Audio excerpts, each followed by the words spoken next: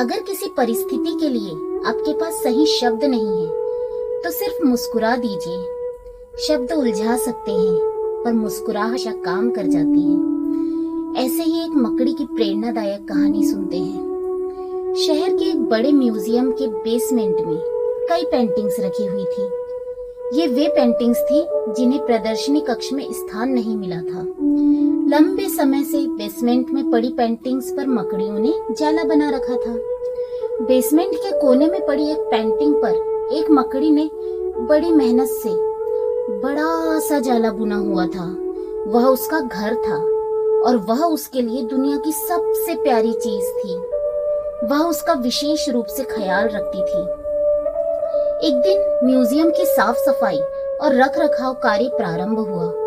इस प्रक्रिया में बेसमेंट में रखी कुछ चुनिंदा पेंटिंग्स को म्यूजियम के प्रदर्शनी कक्ष में रखा जाने लगा। यह देख संग्रहालय के बेसमेंट में रहने वाली कई मकड़ियां अपना जाला छोड़ अन्यत्र चली गई। लेकिन कोने की पेंटिंग्स की मकड़ी ने अपना जाला नहीं छोड़ा। उसने सोचा कि सभी पेंटिंग्स को तो प्रदर्शनी कक्ष में नहीं ले जाया जाएगा, हो सकता है इस पेंटिंग को भी ना ले जाया जाए।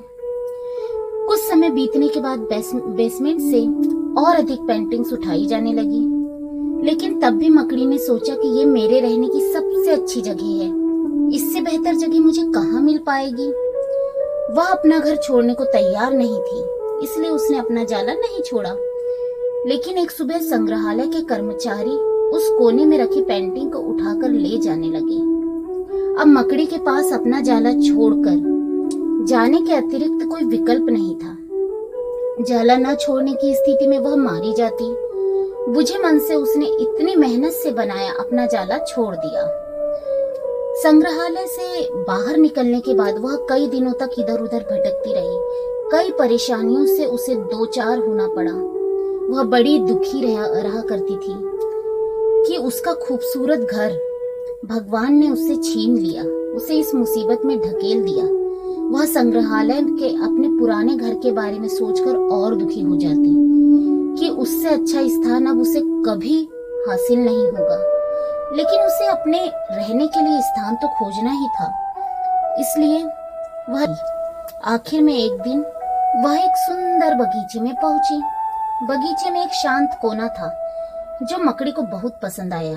उसने फिर मेहनत प्रारंभ की और कुछ ही दिनों में पहले से भी सुंदर जाला तैयार कर लिया। यह उसका अब तक का सबसे खूबसूरत घर था। अब वह खुश थी कि जो हुआ अच्छा ही हुआ, अन्यथा वह इतने सुंदर स्थान पर, इतने सुंदर घर में कभी नहीं रह पाती।